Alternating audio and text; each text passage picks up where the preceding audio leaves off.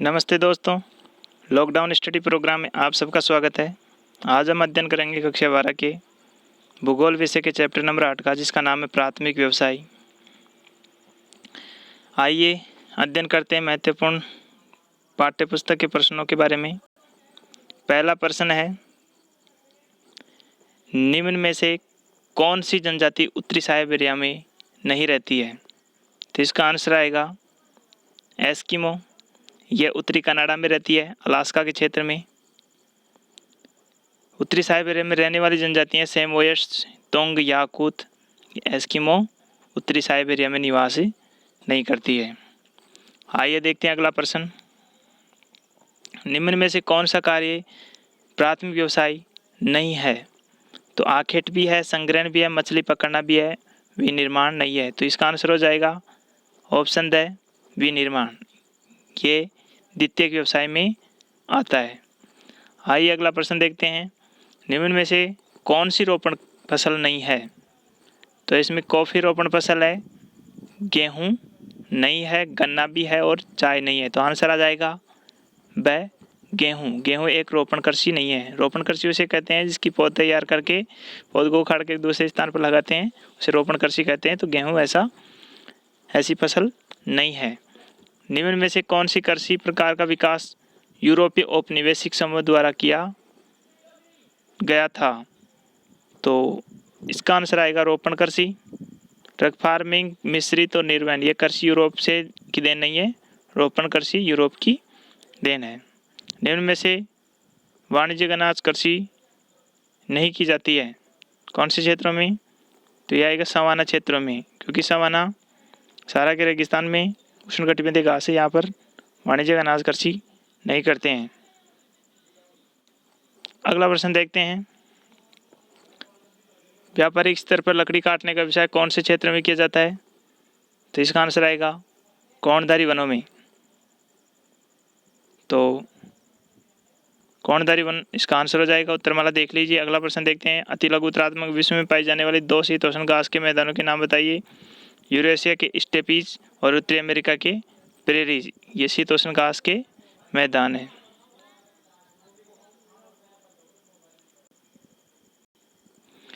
अगला प्रश्न है, ब्राजील में कैवा के बागानों को क्या कहते हैं? फेजेंडा कहते हैं। मछली की लगभग कितनी किस्में व्यापारिक कृषि से महत्वपूर्ण है? तो 1000 किस्में हैं मछली की। गहन निर्वहन कृषि के प्रमुख प्रकार बताइए। गहन निर्वहन कृषि के दो प्रकार हैं, चावल प्रधान निर्वहन कृषि और चावल विहीन निर्वहन कृषि। तो ये गेहूँ प्रधान हो गई है, जहाँ पर चावल नहीं उगाए जाते हैं, नहीं बोए जाते हैं, तो वहाँ गेहूँ प्रधान।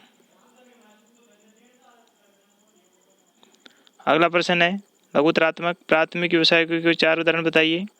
तो 4 उदाहरण निम्न प्रकार हैं। पहला है आखेट, यह विश्व का सबसे प्राचीन उद्यम है। इसमें जीवन यापन न्यूनतम आधार पर संभव है। संग्रहण, इस व्यवसाय में लोग जंगलों में कंद, फल, फूल, मूल, बेरी, जड़े, पत्तों आदि का संग्रहण करते हैं।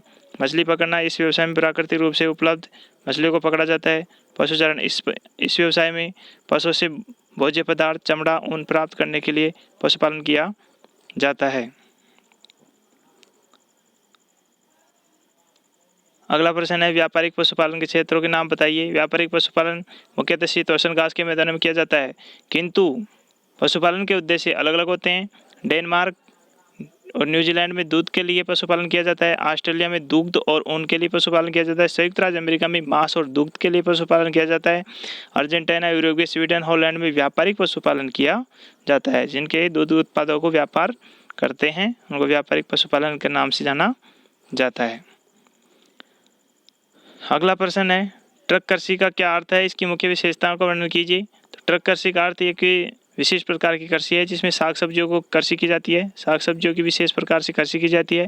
इसमें वस्तुओं को प्रतिदिन ट्रकों में भरकर निकटवर्ती नगरीय बाजारों में ले जाकर बोया जाता है। बाजार में कृषि क्षेत्र की दूरी इस बात पर निर्भर करती है कि ट्रक द्वारा रात भर में कितनी दूर तय करेगी। इसलिए इस कृषि को ट्रक कृषि के नाम से जाना जाता है। इसकी विशेषताएं, कृषि का नगरीकरण से गहरा संबंध है क्योंकि नगरों के नज़दीक ये कृषि कार्य किया जाता है। इसमें केवल साग सब्जियों की कृषि की प्रधानता दी जाती है। शाकाहारी जनसंख्या इस प्रकार की कृषि को बढ़ावा देते हैं। अगला प्रश्न है, बागायती कृषि की विशेषता कौन कौन सी है? बागायती कृषि की विशेषता देखिए, पहली विशेषता है इसमें भारी पूंजी निवेश होती है, यानी पूंजी का ज़्यादा निवेश करना पड़ता है, खर्चा ज़्यादा आता है, उच्च प्रबंधन की आवश्यकता पड़ती है, तकनीकी आधार की आवश्यकता पड़ती है, वैज्ञानिक विधियों का प्रयोग किया जाता है। दूसरी, इसमें वो बहुत बड़ी संख्या में श्रमिकों की आवश्यकता होती है। तीसरी, यह एक फसली कृषि है, इसमें उद्योगों का कच्चा माल मिलता है, इलायची, काली मिर्च, गन्ना, रबर, चाय, कहवा, नारियल, केला इसकी बागायती कृषि की विशेषताएं फसलें हैं। इस प्रकार की कृषि इंडोनेशिया, मलेशिया, दक्षिणी पूर्वी भारत, दक्षिणी चीन, म्यांमार, कंबोडिया, फिलीपाइंस, श्रीलंका, मध्य अफ्रीका, ब्राज़ील, फिजी, क्यूबा, हवाई द्वीप में की जाती है। तो ये उदाहरण अवश्य याद रख लीजिए इसके कि कहाँ कहाँ पर बागायती कृषि की जाती है, और इनको मानचित्र में भी पढ़ने की कोशिश कीजिए, तभी ये जा कर के आपके दिमाग में स्थायी रूप से याद रहेंगे, कभी नहीं भूल पाओगे अगर मानचित्र में इन स्थानों को मेंशन कर लिया तो। एक बार जूम करके देख लीजिए, इन स्थानों को देख लीजिए, यहाँ पर इंडोनेशिया, मलेशिया, दक्षिणी पूर्वी भारत, चीन, म्यांमार, कंबोडिया, फिलीपाइन, श्रीलंका, मध्य अफ्रीकी, ब्राज़ील, फिजी, क्यूबा और हवाई द्वीप। आइए अगला प्रश्न देखते हैं। खनिज कार्यों को प्रभावित करने वाले कारक बताइए। खनिज कार्य का संबंध केवल खनन से ही नहीं अपितु प्राकृतिक मानवीय दशाओं से भी होता है। खनिजों के खनन को अनेक क्रियाएं प्रभावित करते हैं। खनन प्रक्रिया के आधार पर नवीन कार्य प्रभावित निम्नलिखित कारक हैं। पहला कारक है प्राकृतिक कारक, इसमें खनिज भंडारों की स्थिति, खनिज की कोटि यानी किस प्रकार की, निम्न श्रेणी की है, उच्च श्रेणी की है, मात्रा कम है या अधिक, खनिजों के प्रकार के बाजार के क्षेत्र समीपता को शामिल किया जाता है, यानी खनिज जो का बाजार किस समीप है या दूर है। तो प्राकृतिक कारक है जो खनिज कार्यों को प्रभावित करते हैं। मानवीय कारक देखिए, मानवीय कारकों में खनिजों की मांग, यातायात की सुविधाएं, पूंजी, श्रम, तकनीकी विकास का स्तर, सरकारी नीतियां, ये मानवीय कारण हैं जो खनन कार्यों को प्रभावित करते हैं। ये प्राकृतिक कारक है। अब है निबंधात्मक प्रश्न। पहला प्रश्न देखते हैं निबंधात्मक का। विश्व के मुख्य कृषि प्रकारों का वर्णन कीजिए। कृषि का प्राथमिक स्तर की आर्थिक क्रियाओं में महत्वपूर्ण स्थान है, सबसे अधिक प्रचलित व्यवसाय है। विश्व में मिलने वाली विभिन्न भौतिक, सामाजिक, आर्थिक दशाओं के आधार पर कृषि के प्रकार भी अलग अलग मिलते हैं। विश्व में मुख्यतः निम्न प्रकार की कृषि देखने को मिलती है। देखिए कुल 9 प्रकार की कृषि है। पहली है स्थानांतरण कृषि, दूसरी आदिम स्थायी, जीवन निर्वहन कृषि और विस्तृत वाणिज्यिक, अनाज कृषि, बागायती कृषि, मिश्रित कृषि, दुग्ध कृषि, ट्रक कृषि, फलोद्यान कृषि। आपकी कक्षा 12 की भूगोल विषय में इन्हीं कृषि के प्रकारों को बता रखा है। कुल 9 प्रकार हैं। वैसे व्हीटलसी एक महान भूगोलवेता हुए हैं जो कृषि को कुल 13 भागों में बांटा है, वो आपके सिलेबस में नहीं है, तो आपको 9 ही जो कृषि के प्रकार हैं वो याद करना पड़ेगा। आगे देखिए, ये तो कृषि के प्रकार हो गए 9 और इनको एक एक को अपने याद करते हैं। आइए देखते हैं। पहला है स्थानांतरण कृषि। यह कृषि का सबसे प्राचीनतम रूप है।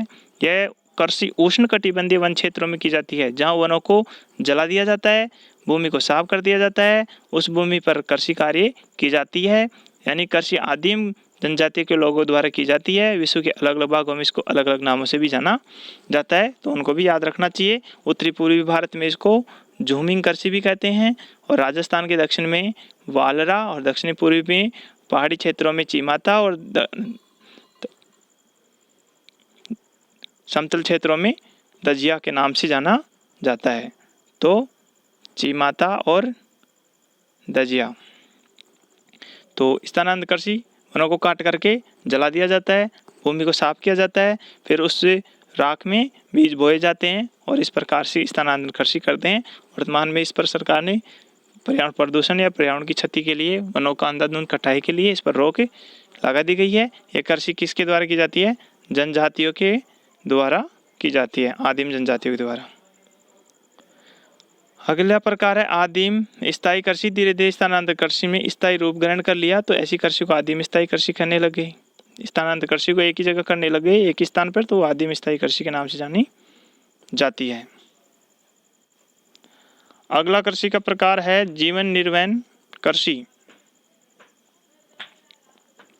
जीवन निर्वहन कृषि, यद्यपि कृषि की शुरुआत जीवन यापन के रूप में की जाती है, लेकिन यह कृषक के लिए रोजगार का प्रमुख साधन बन गई है। इसकी भोजन की आवश्यकताओं के साथ साथ अन्य आवश्यकताओं की पूर्ति करने लगे हैं। कृषि का एक प्रकार जीवन निर्माण कृषि कहलाने लगा है। विगत 100 वर्षों में इस प्रकार की कृषि तेजी से विस्तार हुआ है। इस प्रकार की कृषि को 2 भागों में बांटा जा सकता है, जीवन निर्वहन कृषि। अधिकांश विकासशील देश जीवन निर्वहन कृषि कार्य ही करते हैं। देखिए 2 प्रकार की कृषि, एक तो है चावल प्रधान जहाँ पर चावल की खेती की जाती है, और दूसरी कृषि है चावल विहीन जहाँ गेहूं की खेती की जाती है। तो इसमें देखते हैं पहले चावल प्रधान और चावल विहीन। चावल प्रधान गहन जीवन निर्वहन कृषि, इस कृषि में चावल प्रमुख फसल होती है। इस कृषि में प्रति इकाई उत्पादन अधिक होता है, परंतु प्रति कृषक उत्पादन कम होता है। अधिक जनसंख्या घनत्व के कारण खेतों को आकार छोटा होता है, जिसमें कृषक को संपूर्ण परिवार की कृषि कार्य में लगा रहता है। पूरा परिवार ही कृषि कार्य करता है और चावल इसकी मुख्य फसल है। दूसरा देखिए चावल रहित गहन निर्वहन कृषि, इसका मतलब यह है कि यहाँ चावल नहीं किया जाता है। ये मानसून एशिया में अनेक भागों में भौगोलिक कारकों की प्रतिकूलता के कारण चावल के स्थान पर कौन सी कृषि, गेहूं, जौ, ज्वार, बाजरा, एक फसलें बोई जाती हैं।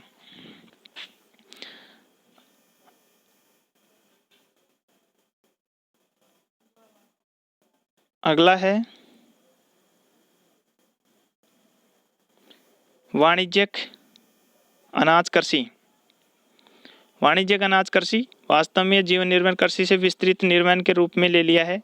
कृषि उत्पादन व्यापारिक दृष्टि से किए जाने लगा है। इस प्रकार की कृषि विकसित देशों में जहाँ भूमि अधिक होती है, जनसंख्या कम होती है, भूमि बहुत ज़्यादा और जनसंख्या कम, ठीक है, जनसंख्या कम भूमि अधिक, तो वहाँ पर कौन सी कृषि कार्य करते हैं, विस्तृत वाणिज्यिक अनाज कृषि। इस प्रकार की कृषि विश्व के मध्य अक्षांशीय क्षेत्रों में,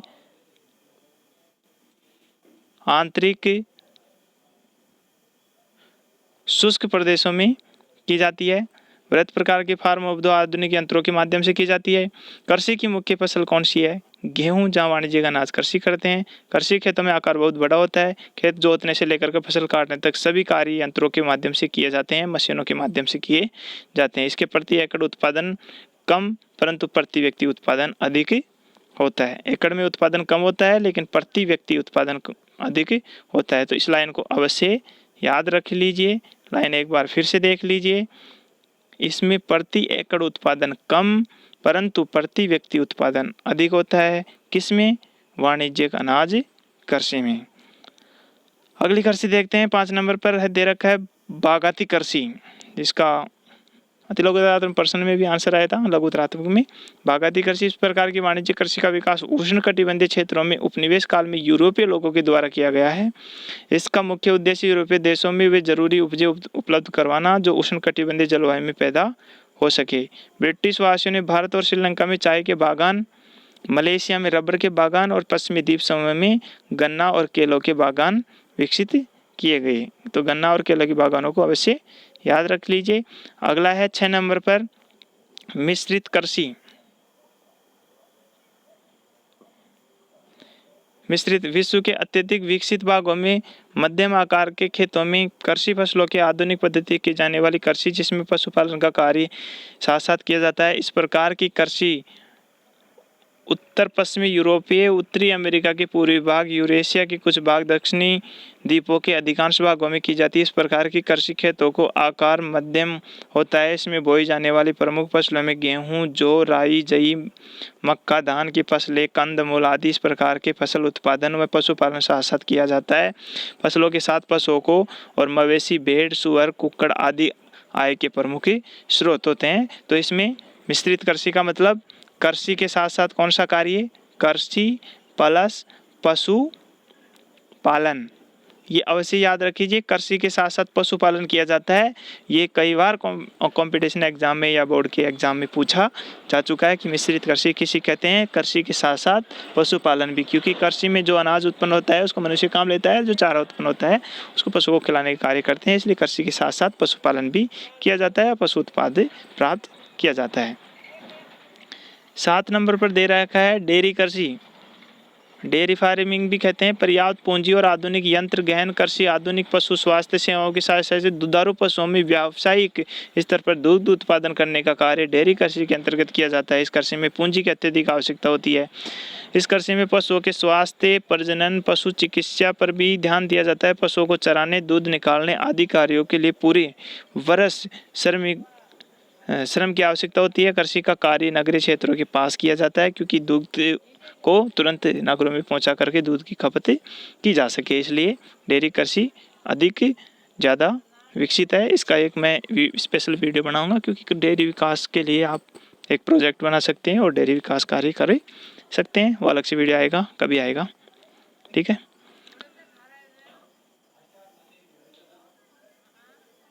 आइए देखते हैं अगली कृषि, ट्रक कृषि।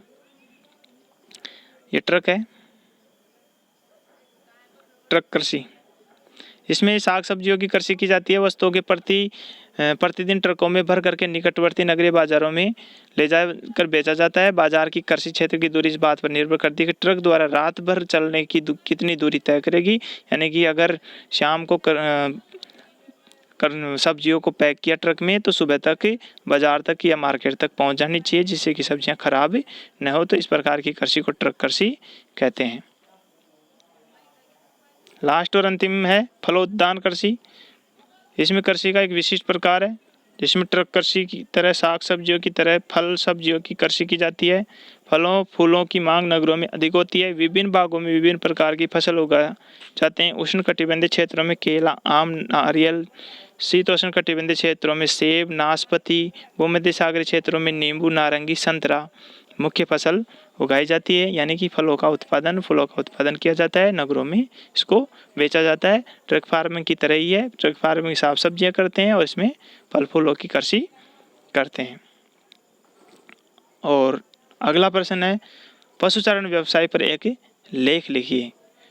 तो पशुचारण का विकास कैसे हुआ? आखेट और संग्रहण पर निर्भर करने वाले मानव समूह में जब यह महसूस किया गया कि इसमें ढंग से जीवन यापन नहीं हो सकता है, तो तब मानव ने पशुपालन व्यवसाय को अपनाया। विभिन्न प्राकृतिक दशाओं में रहने वाले लोगों में उन क्षेत्रों में पाए जाने वाले पशुओं का चयन करके पालतू बनाया और पशुओं में भोज्य पदार्थ, चमड़ा, ऊन प्राप्त करने लगे।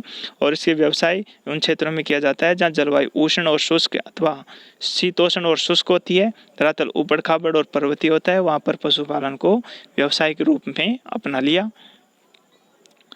तो आगे देखिए, पशुचारण के क्षेत्र, 4 क्षेत्र हैं पशुचारण के। पहला है उष्ण कटिबंधीय घास के मैदान, जहाँ 5 डिग्री से 30 डिग्री अक्षांशों के बीच में दोनों गोलार्धों में पाया जाता है, ठीक है। या ये वाला क्षेत्र और ये वाला क्षेत्र 5 से 30 और इधर भी 5 से 30, इन क्षेत्रों में कृषि कार्य करते हैं। और इसमें सवाना, लानोस, कंपास, पार्कलैंड क्षेत्र जो घास के मैदान हैं वो उगते हैं। दूसरा शीतोष्ण कटिबंधीय घास के मैदान, ये 30 से 45, यानी कि ये वाले क्षेत्रों में 30 से आगे 45 तक। तो इन क्षेत्रों को याद रखिए और मानचित्र में जो डायग्राम है वो बना लीजिए। अक्षांशों के महाद्वीपों के पश्चिमी भागों में किया जाता है, यानी 30 से 45 डिग्री अक्षांशों के बीच में महाद्वीपों के पश्चिमी भागों में, ठीक है। जैसे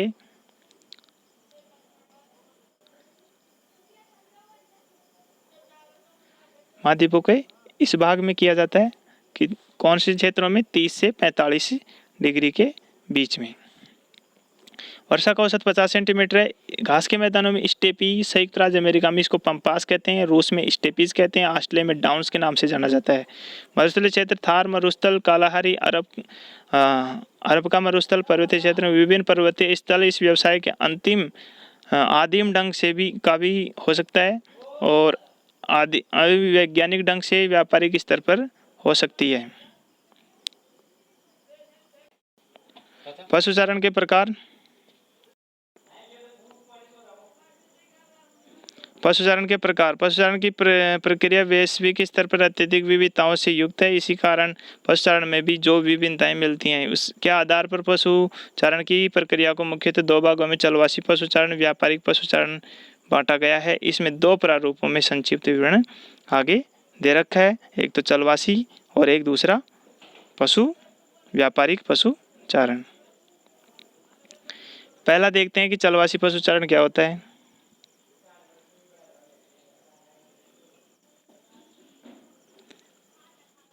लोगों के जीवन के ढंग के विभिन्न अपने पशुओं उनकी अर्थव्यवस्था के आधार के चारागाहों की तलाश में बार बार एक स्थान से दूसरे स्थान पर अपने निवास को स्थानांतरित करना पड़ता है, चलवासी पशुचारण कहा जाता है। चलवासी पशुचारण अपने भोजन, वस्त्र, शरण, औजार, यातायात के लिए पशुओं का पर निर्भर रहते हैं। ये पशुओं के साथ पानी, चारागाहों की उपलब्धता की तलाश में एक स्थान से दूसरे स्थान पर घूमते रहते हैं, अपनी आवश्यकताओं की पूर्ति करते हैं। चलवासी पशुचारण 3 प्रमुख हैं। ठीक है, 3 प्रमुख क्षेत्र हैं। पहला दे रखा है उत्तरी अफ्रीका के अटलांटिक तट के अरब प्रायद्वीपीय होता है, मंगोलिया के मध्य चीन तक, यूरोप और एशिया के टुंड्रा क्षेत्रों में, और यह है दक्षिणी पश्चिमी अफ्रीका और मेडागास्कर के क्षेत्र में। तो ये यूरोप एशिया के टुंड्रा क्षेत्रों में। ठीक है, मानचित्र में अगर आप देखना चाहते हो तो देखिए, अफ्रीका के अटलांटिक तट से अरब के प्रायद्वीप तक। ठीक है, अफ्रीका के इस अटलांटिक तट से अरब के प्रायद्वीप ये वाला जो क्षेत्र है यहाँ पर किया जाता है, और दक्षिणी पश्चिमी अफ्रीका और मेडागास्कर, दक्षिणी और पश्चिमी अफ्रीका ये वाला क्षेत्र और मेडागास्कर यहाँ पर है। तो इन क्षेत्रों में कौन सा कार्य किया जाता है? चलवासी पशुचारण। तो ये चलवासी पशुचारण अफ्रीका के हैं। एक दे रखा है यूरोप और एशिया के टुंड्रा क्षेत्रों में। जैसे आपके लिए मैं यूरोप और एशिया का भी मानचित्र बना के बता देता हूँ कि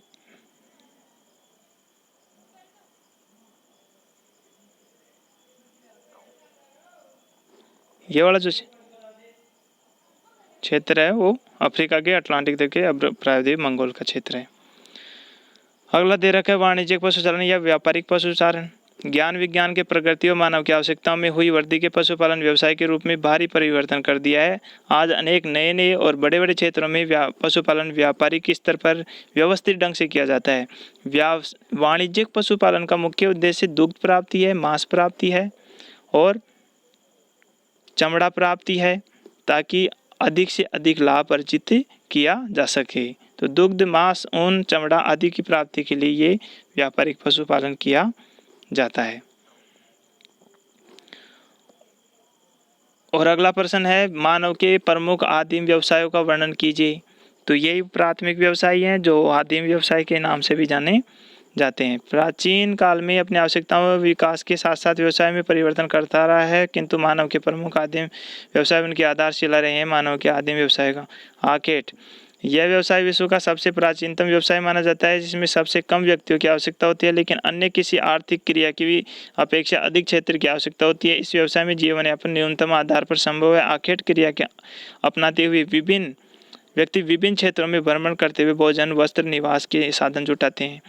अति शीत, अत्यधिक गर्म प्रदेशों में रहने वाले लोग आखेट और जीवन यापन करते हैं। यह कार्य कठोर जलवायु दशाओं में घुमक कर जीवन जीते हुए किया जाता है। इस कार्य के लिए बहुत कम पूंजी और निम्न स्तरीय तकनीक की आवश्यकता होती है। इसमें भोजन शेष नहीं रहता है। लोग आखेट के लिए नुकीले औजार, विषाक्त बाणों, फंदे आदि का उपयोग करते हैं और आखेट कार्य करते हैं। अगला दे रखा है संग्रहण। तो ये भी प्राथमिक व्यवसाय के अंतर्गत आता है। संग्रहण खाद्य संग्रहण की मनुष्य को अपने पुराना और आर्थिक दृष्टि से निम्न क्रम व्यवसाय है। सामाजिक औद्योगिक विकास के साथ साथ इन व्यवसाय का महत्व कम होता जा रहा है, परंतु कुछ हजार लोग ही इस व्यवसाय में संलग्न हैं। ज़्यादा लोग इस कार्य को नहीं करना पसंद नहीं करते हैं। मानव अपनी रोटी और कपड़ा, मकान, अन्य आवश्यकताओं के लिए विभिन्न प्रकार की वस्तुओं का संग्रहण करता है। इस व्यवसाय में संलग्न लोग जंगलों में फल, कंद मूल, नट, बेरी, जड़ों आदि पत्तों का संग्रहण कार्य करते हैं। लोग कृषि नहीं करते हैं, पशुओं को भी पालतू नहीं बनाते, पर्यावरण की छेड़छाड़ नहीं करते, न्यूनतम श्रमिक प्राप्त होने वाले वस्तुओं का सेवन करते हैं। न्यूनतम परिश्रम से जो भी वस्तुएं प्राप्त होते हैं उनका सेवन करते हैं। ये संग्रहण कार्य बहुत ही कम लोग करते हैं। मछली पकड़ना जो आदिम कृषि और प्राथमिक व्यवसाय के अंतर्गत आता है। इस व्यवसाय की प्राचीन काल से ही होती आ रही है। इसमें मानव को प्राकृतिक अवरोधों से निरंतर संघर्ष करना पड़ा है। मछलियां तालाबों, पोखरों, नदियों, नालों, झीलों, तटवर्ती सागरों में पकड़ी जाती हैं। इस प्रकार की कृषि प्राकृतिक रूप से उपलब्ध मछलियों को पकड़ते हैं और अपना जीवन निर्वहन कार्य करते हैं। तो जीवन निर्वहन के लिए जो मछली पकड़ते हैं वो प्राथमिक व्यवसाय के अंतर्गत आते हैं, और व्यापारिक के लिए तो वो द्वितीय व्यवसाय के अंतर्गत चला जाता है। पशुपालन, पशुपालन की प्रक्रिया मनुष्य द्वारा एक आदिम क्रियाकलाप है। मानव ने जब से पशुओं को पालना पालतू बनाया तब से उनकी पशुचारण की प्रवृत्ति बढ़ने लगी है। पशु प्राप्त होने वाले लाभों के कारण धीरे धीरे मानव अपने आर्थिक दृष्टि से पालने लगे हैं। मानव की यह क्रिया पशुपालन का आधार बनी है। अगला है कृषि।